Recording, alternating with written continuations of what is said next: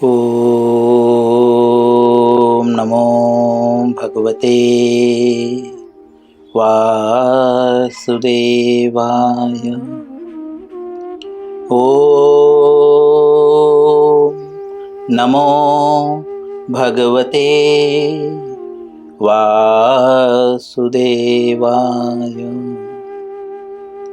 ॐ नमो भगवते वासुदेवाय।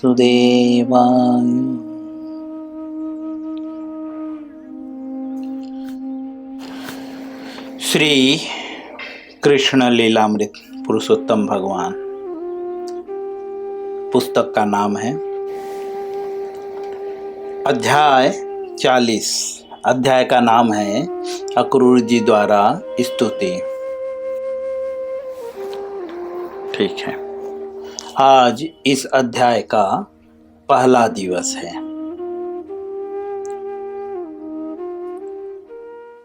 जैसा कि इसके पूर्व हम पढ़ रहे थे कि अक्रूर मथुरा से वृंदावन आए कंस के आदेश पे, क्योंकि कंस ने उन्हें आदेश दिया कि आप जाओ जो है कृष्ण को किसी बहाने से मथुरा लेकर आओ। ठीक है, अक्रूर जी जो है वृंदावन पहुँचे, कृष्ण से मिले और कृष्ण से मिलने के बाद अन्य उनके माता पिता से भी मिले, नंद यशोदा जी से। और दूसरे दिन जो है सारे ग्वाल बाल के साथ जो है वे कहाँ के लिए निकल दिए? मथुरा के लिए निकल दिए। तो यमुना के तट पे ठहरे और यमुना के तट पे ठहरने के बाद कृष्ण बलराम स्नान किए। उसके बाद अक्रूर जी स्नान किए। अक्रूर जी स्नान करने के पश्चात जो है, जैसा वैदिक नियम है, कट तक अर्थात कमर तक जो है जल में खड़े रहकर गायत्री मंत्र का पाठ करना। तो मोस्टली 3 बार गायत्री मंत्र का पाठ करते हैं ब्राह्मण लोग। उसके कुछ अलग नियम हैं जो आगे जाकर हम समझेंगे, बट ये वैदिक नियम है। ठीक है, ये सभी के लिए है। स्नान के पश्चात, जब भी वे किसी भी नदी में स्नान करते हैं उसके पश्चात। अक्रूर जी ने जैसे ही नदी में देखा स्नान के पश्चात, तो भगवान श्री कृष्ण देखे पुनः जो है वे जो है रथ के पास गए कि अरे कृष्ण तो नदी में दिख रहे थे, तो वहाँ पे तो हैं क्या? तो वापस से वेरीफाई किए तो पता चला कि रथ पे भगवान बैठे हुए। पुनः वे आए और पुनः उन्होंने कृष्ण के साथ जो है भगवान श्री कृष्ण को उन्होंने महाविष्णु के रूप में और बलराम जी को शेष के रूप में देखा और अनेक देवी देवताओं को भी देखा, जिसमें ब्रह्मा, शिव आदि और जो भी भगवान के पार्षद थे उन्हें भी देखा। लाइक 4 कुमार का नाम आता है। इस तरह से जब अक्रूर जी ने भगवान का दर्शन अच्छे से किया, यहाँ पे पिछले अध्याय में भगवान के दर्शन और भगवान के लक्षणों के भी विषय में बताया गया।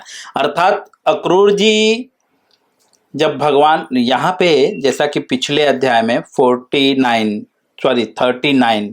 39वें अध्याय में प्रभुपाद जी इतना विस्तार पूर्वक जो भगवान के अंगों का वर्णन करते हैं, भगवान के सौंदर्य का वर्णन करते हैं, तो अक्रूर जी भगवान के इस तरह से इतनी बारीकी से क्यों देख रहे थे?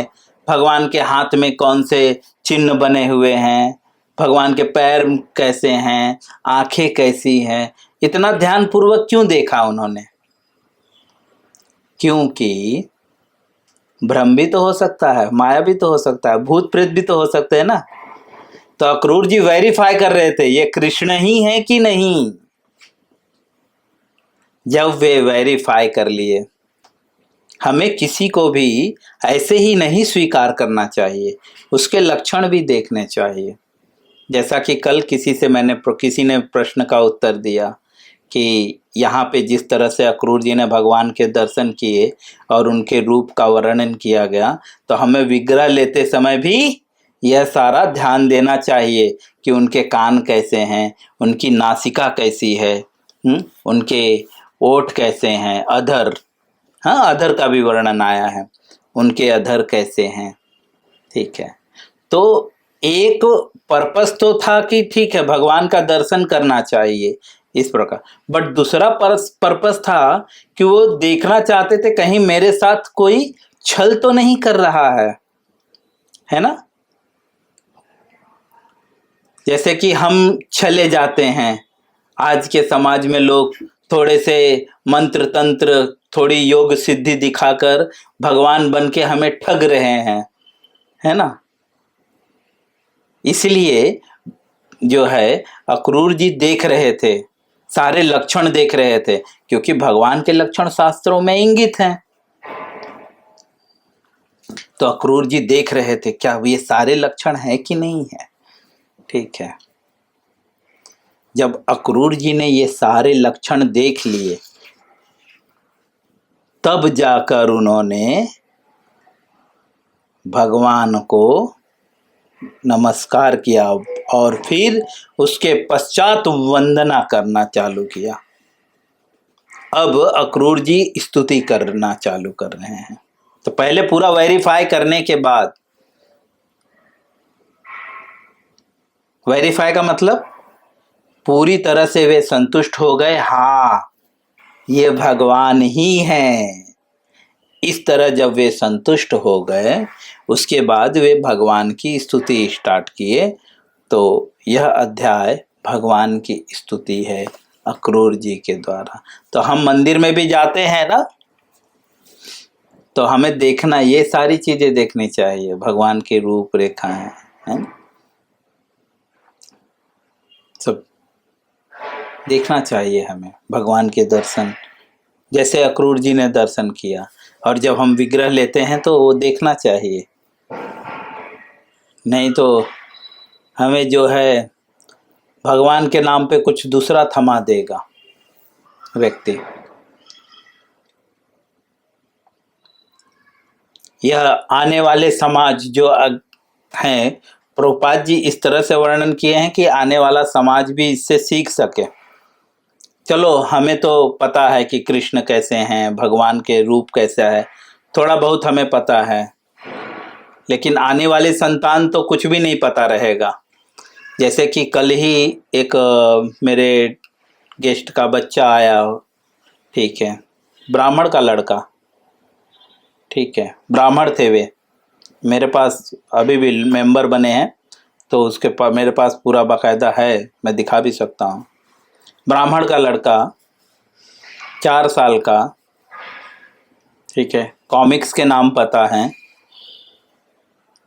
मैंने बोला माता पिता से, उससे भी पूछा भगवत गीता पढ़ते हैं, तो मम्मी से बोलता है ये कौन सी किताब है भगवत गीता,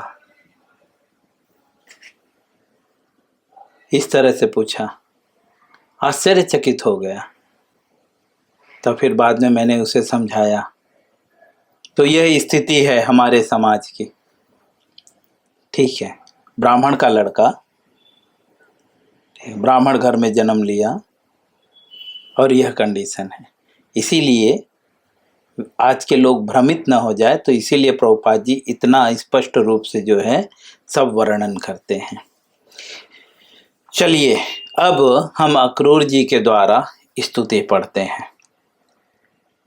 अक्रूर जी इस प्रकार स्तुति की, अक्रूर जी ने इस प्रकार स्तुति की, किस प्रकार, प्रिय भगवान। यह स्तुति बहुत बार हो चुकी है और इससे हमें सीखना चाहिए कि भगवान की स्तुति कैसी करनी है। अगर हमें स्तुति नहीं करना, क्योंकि हम तो बहुत बड़े पंडित नहीं है ना, तो खुद की स्तुति तो रच नहीं सकते। जैसा कि रावण ने, है ना, शंकर जी की स्तुति कर दी, इमीडिएटली उन्होंने श्लोक बना दिया, है ना। तो रावण तो बहुत विद्वान था, त्रिकालदर्शी था। उसने तुरंत जो है श्लोक बना दिया और शिव जी की स्तुति करने लगा, है ना, जिसे हम क्या क्या नाम से जानते हैं? शिव सूत्र समथिंग, शिव सूत्रम, इस नाम से जानते हैं। बहुत उत्तम। तो रावण ने किसी से सुना नहीं था, वह खुद उसने रचा, ठीक है। बट हम तो मंदा सुमंद मतयो, हाँ, कलयुग के जीव हैं। हमारी बुद्धि इतनी नहीं है कि हम सोच सकें।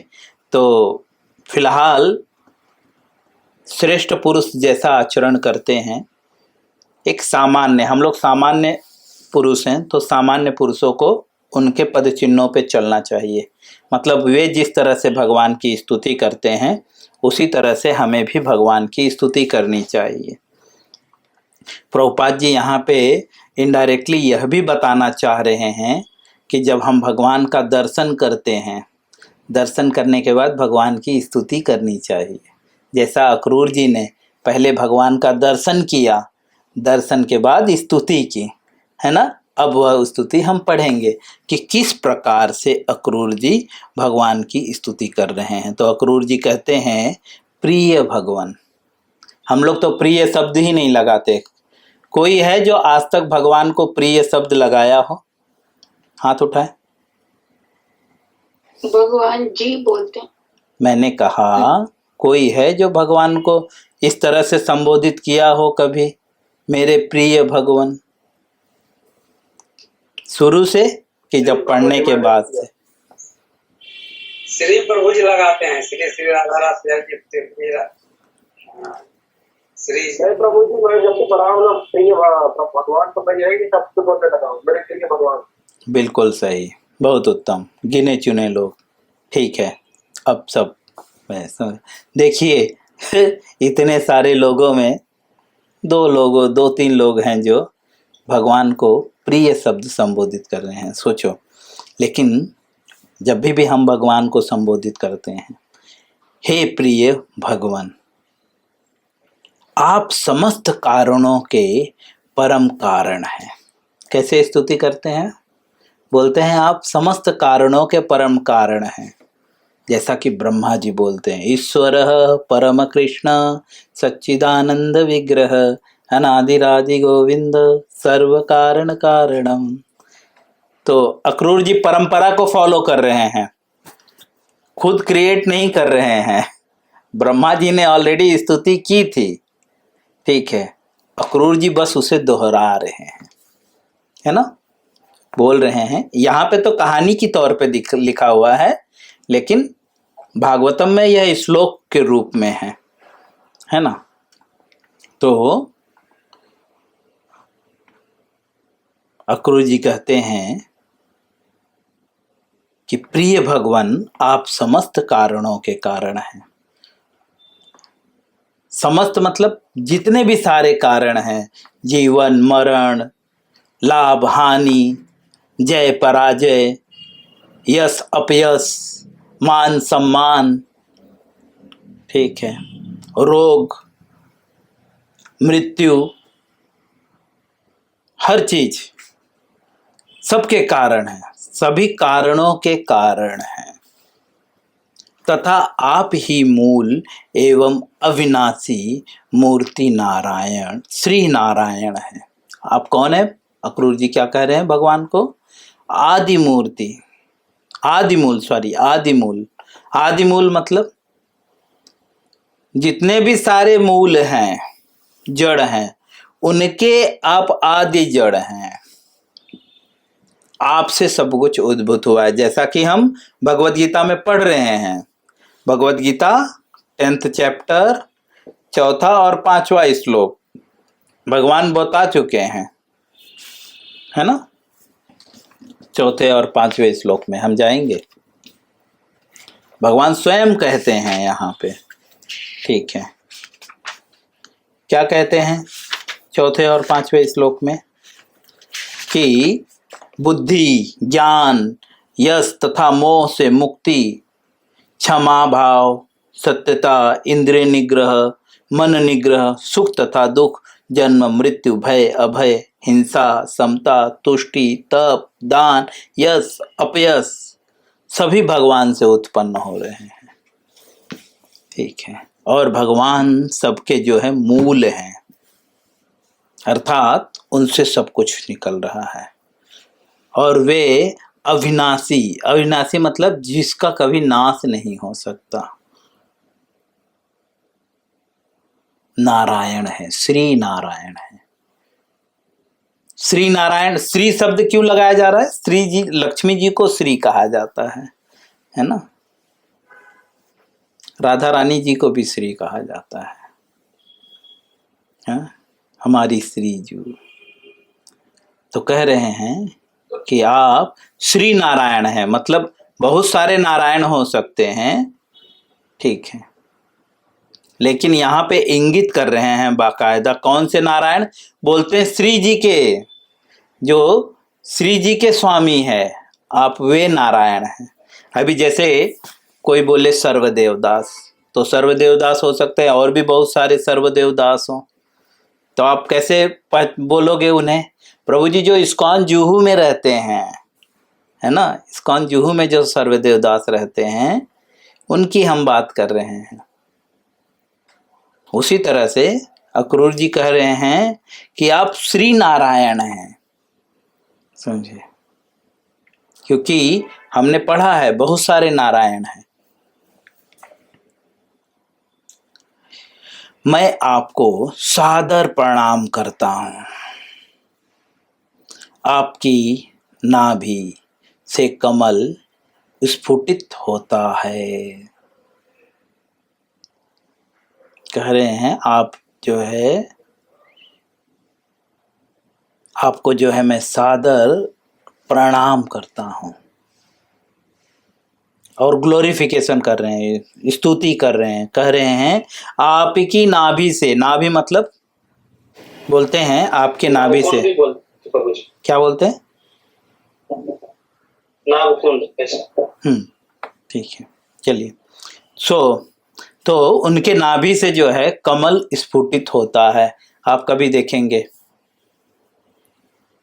आप मंदिर में भी चिन्ह है, भगवान लेटे हुए हैं, क्योंकि यहाँ पे भगवान उसी रूप में विराजमान थे, है ना। इसीलिए अक्रूर जी ने इस रूप का वर्णन किया। सभी नारायण के नाभि से कमल नहीं है, भगवान श्री कृष्ण के नाभि से कमल नहीं निकला है, ठीक है। महाविष्णु है ना, महाविष्णु के नाभि से कमल निकला, फिर ब्रह्मा जी प्रकट हुए, फिर सृष्टि हुई, ठीक है। सृष्टि होने के बाद गर्भोदक साई विष्णु, फिर श्रीडोदक साई विष्णु, है ना।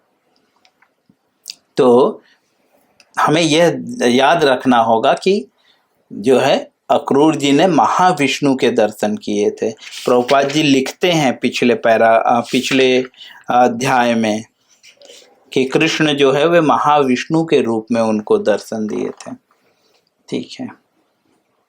और महाविष्णु रहते कहाँ हैं?